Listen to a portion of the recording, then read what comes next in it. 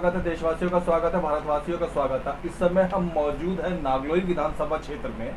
यहाँ पर मैं ये बताना पसंद करूँगा कि रोहिणी एरिया को नागलोई एरिया से जोड़ने के लिए वहाँ का ट्रांसपोर्ट इधर आने के लिए तीन चार मेन रास्ते हैं। जैसे एक रास्ते को मंगोलपुर इंडस्ट्रियल एरिया अंडरपास कहते हैं, किराड़ी रेलवे फाटक कहते हैं, और एक तीसरे थोड़ा और आगे चले जाएं तो मुंडका अंडरपास भी कहते हैं।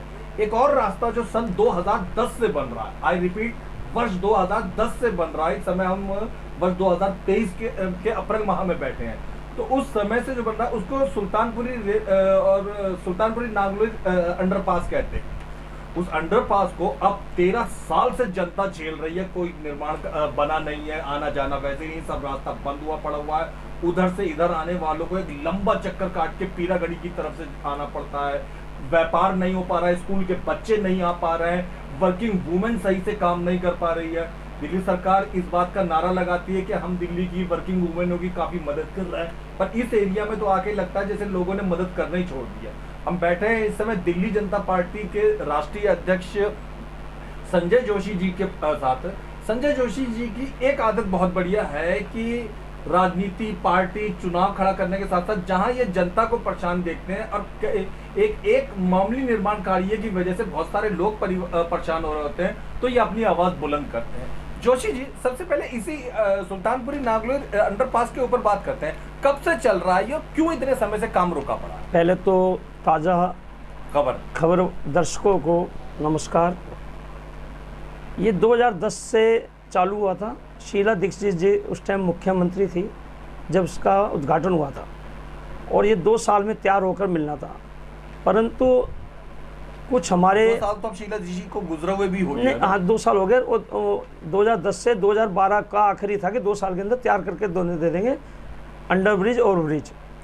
परंतु यहाँ पर कुछ बाहुबली लोगों ने, जिन्होंने सरकारी प्रॉपर्टियों को कब्जा कर रखा है और सरकार के ऊपर ही स्टे डाल रखा है, और जिनके कारण यहाँ लाखों आदमी हमारी नागलोई, सुल्तानपुरी, किराड़ी 3 विधानसभा इस पुल के आने ठीक मतलब बनने के बाद बहुत ही ट्रांसपोर्ट सुविधा हो जाएगी, और जिससे कि हमारा आने जाने का जो समय है वो भी बचेगा।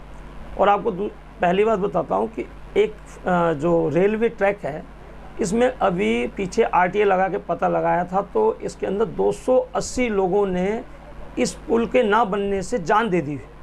अच्छा। हाँ, वो रेलवे ट्रैक पार करते हुए 280 लोग गुजर चुके हैं जी। और इसका मेन कारण क्या है? सरकार की तानाशाही, केजरीवाल, और उस टाइम की दिल्ली में, दिल्ली नगर निगम में भाजपा का पार्षद होया करता था। निगम में उनको बजट नहीं मिलता था, बजट दिल्ली सरकार देती थी। दिल्ली सरकार बजट ना देने के कारण इस पुल को सफ़र करना पड़ा, और जिसका आज नतीजा यहाँ की जो जनता है उसको भुगतना पड़ रहा है। अभी भी पुल पे बजट ना होने के कारण काम रुका हुआ है, और 1-2 मिस्त्री मजदूर लगा रखे हैं, और ऐसा लगता है कि अगर इसी तरीके के चाल डाल चले तो 20 साल और लग जाएंगे। अच्छा। और आपको बताऊं, ये 42 करोड़ कुछ का इसका टेंडर था। आज ये 62 करोड़ पार कर चुका है, और उसका मेन है कि 6-7 लोगों ने स्टे ले रखा है, और वहाँ पर जाके जो एमसीडी के एक वकील होते हैं, वहाँ अपनी बात नहीं रखते हैं, जिसके कारण हर बार डेट मिल जाती। पिछली बार 1 साल पहले की डेट, 1 साल की डेट मिली थी। अभी 27 मार्च को 6 महीने की और तारीख मिल गई है। तो ये सफ़र हो रहा है, और यहाँ की जनता को विश्वास ख़त्म होता जा रहा है कि ये पुल हमारे जीवन में तैयार होगा भी नहीं होगा।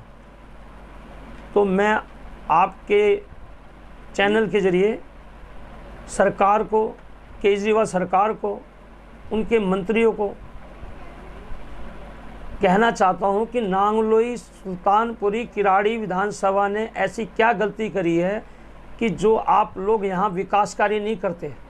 जबकि नागलोई जाट विधानसभा में आम आदमी पार्टी का विधायक है, किराड़ी विधानसभा में आम आदमी पार्टी का विधायक है, सुल्तानपुरी विधानसभा में आम आदमी पार्टी का विधायक इनके हैं, निगम पार्षद इनके, जनता ने इनको चुना। आश्वासन दिया इन्होंने कि जी हम पुल बनवाएंगे, लेकिन इनका कोई भी अभी तक वादा पूरा नहीं हुआ।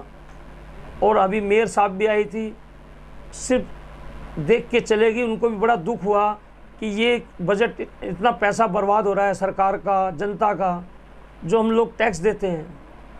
मैं आपको एक और बात बताता हूँ, 2019 में लोकसभा चुनाव के अंदर पीएमओ ऑफिस से, क्योंकि पीएमओ में हमने कंप्लेंटें लगाई थी, तो प्रधानमंत्री उस टाइम नरेंद्र मोदी जी थे, उन्होंने इस पुल के ख़त्म हो गए, मोदी जी जीत गए, वो पीएमओ ऑफिस वाले भी आना बंद कर गए। तो यहाँ की जनता को जिस तरीके से इन लोगों ने ठगा है, आने वाले समय में इन लोगों को चुनावों में जनता अच्छा जवाब देगी। ये बड़े दुख की बात है कि कांग्रेस सरकार, निगम और केंद्र की भाजपा सरकार, दिल्ली की आम आदमी सरकार, 3 अलग अलग पार्टियों का यहाँ शासन रहा, और उसके बावजूद एक मामूली सा अंडरपास अब तक बन के तैयार। मामूली सा शब्द मैंने इसलिए लगाया दोस्तों कि दिल्ली में बड़े बड़े फ्लाईओवर, बड़े बड़े प्रोजेक्ट, तो मेट्रो जैसा बड़ा प्रोजेक्ट थोड़े ही समय में जल्दी जल्दी कंप्लीट कर दिए गए। सिग्नेचर ब्रिज जैसे ब्रिज भी जब दिल्ली सरकार आई और बनाने का इरादा किया तो वो भी फटाफट कंप्लीट कर दिया गया। कोई चीजें यहाँ दिल्ली पे प्रोजेक्ट अगर तैयार, सेंट्रल विस्टा का प्रोग्राम जो हो रहा है नई संसद भवन बनने का, वो भी लगभग खात्मे के कगार पे है। तो दिल्ली में आमतौर पे काम लंबे समय तक नहीं होता, पर हैरानी बात है ये एक ऐसा काम है जो पिछले 13 साल से रुका पड़ा हुआ है। अच्छा जोशी जी, 3 सरकारें आके चली गई, अब इसकी बात करते हैं, तो क्या लगता है ये अगर निर्माण कार्य इसका कंप्लीट हो जाता है, ये बन के तैयार हो जाता है, तो कितना फायदा होगा? हम बात फायदे की करते हैं, कितने लोगों को क्या क्या फायदा होगा? यहाँ जी मैं जो कम से कम 10 लाख लोग रोज़ सफ़र करते हैं, और 10 लाख लोग जब यहाँ से निकलते हैं, क्योंकि हरियाणा से कम 2.5-3 लाख लोग जिनका बाईपास रोहिणी सफ़र है, यहाँ के लोकल है जो नजफगढ़ से आते हैं, अगर ये आज पुल तैयार हो जाता है तो जो हमारे अंदर है, जैसे पीरागढ़ी हो गया, पंजाबी बाग हो गया, ये जो हमारे बड़े बड़े पुल हैं जहाँ ये ट्रैफिक जाम रहता है, जहाँ लाखों रुपए का पेट्रोल रेड लाइट पे फूक जाता है, उससे बचाव होगा। और मैं कहता हूँ जनता को जब बेनिफिट मिलेगा तो सरकार को अपनी गलती का एहसास होगा कि ये जो पुल 13 साल पहले बन जाता, मतलब 11 साल पहले, तो आज यहाँ की जनता खुशहाल होती, क्योंकि लोग यहाँ पर अपना काम नया कर नहीं पा रहे, क्योंकि उनको डर लगता है कि कभी भी ऑर्डर मिल जाए। परंतु मैं सरकार की नाकामी मानता हूँ कि जिस तरीके से सरकारी भूमि पर इन लोगों ने कब्जा कर रखा और स्टे मिला हुआ है, मैं हैरान हूँ कि जब हमारा अपना पर्सनल होता है तो कोर्ट हमारे खिलाफ तो खड़ी हो जाती है, परंतु ये 11 साल से, मतलब 11 साल केस चल रहे हैं और कोर्ट चुपचाप देख रही है। मैं तो हैरान हो रहा हूँ जी। तो इससे न्याय जब न्याय सरकार को नहीं मिल रहा तो आम जनता को कैसे मिलता होगा? और नरेंद्र मोदी जी कहते हैं कि जी मैं विकास किया है, मुझे तो कहीं नज़र नहीं आ रहा। जब मेरे क्षेत्र के अंदर ही नहीं हो रहा तो मैं कैसे कहूँगा कि क्षेत्र में और विकास हो रहा है? और भ्रष्टाचार की बात करते हैं, जो एमसीडी के अंदर इतना भ्रष्टाचार है, आप यकीन नहीं करोगे, अभी 27 तारीख को 35 लाख रुपए मार्केट वालों ने इकट्ठे करके दिए। चलो वो एक अलग मुद्दा है कि हम इस बात पे आते हैं कि आपको सरकारें देख रही हैं, सरकार में काम करने वाले लोग, प्रशासनिक अधिकारी, इस ब्रिज से जुड़े हुए काम करने वाले लोग देख रहे हैं, यहाँ पे आम आवाम देख रही है। क्या कहना चाहते हैं आप इस पुल से संबंधित सरकार से, इसके बनाने वालों से, इंजीनियरों से, प्रशासन से क्या कहना चाहते हैं? देखो जी, इंजीनियर तो हमारे काम कर रहे हैं, उनके खिलाफ तो हम जा भी नहीं सकते। बहुत बढ़िया, बहुत क्योंकि उन्होंने अगर काम, वो तो मजबूर है। अगर वो मजबूर ये है कि जब सरकार ही नहीं रास्ता देगी तो वो कहाँ से कहाँ तक पहुँचेंगे। शासन प्रशासन से क्या कहना चाहेंगे? शासन प्रशासन से ये है कि जो गलती उनसे हो गई है उसको चलो जनता माफ़ कर देगी, परंतु आगे गलती ना करें, क्योंकि जिस उद्देश्य से वो लोग आए हैं सत्ता में उसको वो पूर्ति करें, और इसको आके खुद चेक करें कि ये मामला क्यों अटका पड़ा है। अच्छा, अंतिम बात पर आते हैं। आपको लगता है कि अगर इसका निर्माण कार्य इसी तरीके से धीमा रहा, लोग परेशानी उठाते रहे, आने जाने का सफर में मुश्किल उठाते रहे, तो आने वाला जो अगले साल में विधानसभा चुनाव है उसमें भी फर्क पड़ेगा? ये विधानसभा से पहले तो लोकसभा का चुनाव है जी, क्योंकि लोकसभा के मैं बता दूं फिर कहोगे कि जो हमारे यहाँ पर एमपी साहब है, उनकी मैंने आज तक शक्ल नहीं देखी। मैं नेता हूँ, यहाँ का राष्ट्रीय नेता, जब मेरे जैसे व्यक्ति ने नहीं देखी तो आम जनता का क्या कहाँ देखी होगी बताओ? मुझे तो लगता है फल वाले ठेले वालों ने तो बिल्कुल भी नहीं देखी नहीं देखी होगी, जब आप नहीं, जैसे हाँ राष्ट्रीय अध्यक्ष पार्टी के पॉलिटिकली जो जुड़े रहते हैं नहीं देख पाए। हाँ, और बल्कि कौन है? हंसराज हंस जी बनाए हैं, क्योंकि हमारे यहाँ हमेशा ऊपर से हवाई जहाज से उतारे जाते हैं। इस बार जनता यहाँ के लोकल जो भी है, चाहे किसी पार्टी को, हम ये नहीं कह रहे कि जी हम कहेंगे जी हम भी लड़ेंगे, लेकिन हम ये कहते हैं जनता को भी कहते हैं कि जो बाहर का व्यक्ति हो उसके चेहरे को देखो, उसको देखो काम को। हंसराज हंस जी 5 साल में, अब 4 साल तो पूरे हो गए, उन्होंने एक दिन भी आके नहीं देखा, इस पुल के बारे में नहीं देखा, क्योंकि वो यहाँ के एक प्रकार से मालिक है हम लोगों के। क्योंकि सांसद जो होता है वो एक प्रकार से प्रतिनिधि होता है लोकसभा का, प्रधानमंत्री का। अगर वो, और उस टाइम तो उनके जो निगम की जो सरकार थी उन्हीं की पार्टी की थी, भाजपा की। और आज मैं बताता हूँ, अभी भी आधा जो पुल है, आधा जो पल्ली सड़क है हिस्सा, वो जो पुल पे वो निगम पार्षद बीजेपी का है। अगर हाँ, उधर का बजट वो अगर बात करें अपने नेताओं से तो क्यों नहीं हो सकता है काम? मैं आपको बताऊं, मैंने 6-7 महीने पहले जब ये काम बंद पड़ा था तो माननीय महिमा अपने उपराज्यपाल जी को पत्र लिखा और उन्होंने हमारी इस पर संज्ञान लेके इस पर कार्य करवाया, इनको बजट भी दिवाया। ऐसे नहीं है कि उपराज्यपाल, मैं कहता हूँ उपराज्यपाल हमारे बहुत बढ़िया हैं, उन्होंने हमारी बात सुनी और हमारी बात सुनने पे इनको बजट भी दिया, जिससे कि हमारा अंडरपास का कार्य 90% पूरा हो चुका है।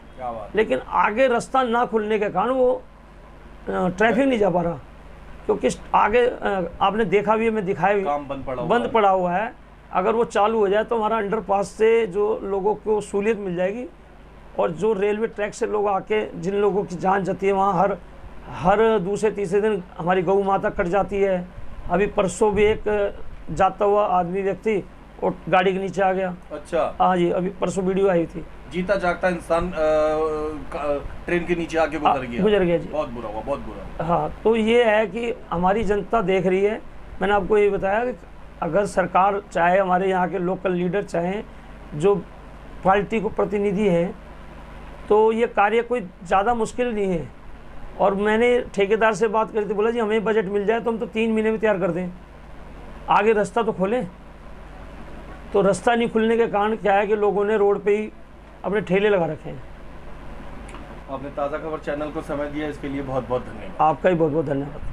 आप देख रहे हैं अनमोल ताज़ा खबर। अनमोल ताज़ा खबर की ओर से आप सबको सत श्री अकाल, सलाम, नमस्ते, जय हिंद, जय भारत। इंसाफ की निडर आवाज, अनमोल ताज़ा खबर। देश दुनिया की ताज़ा तरीन और बेहतरीन खबरें, अनमोल ताज़ा खबर।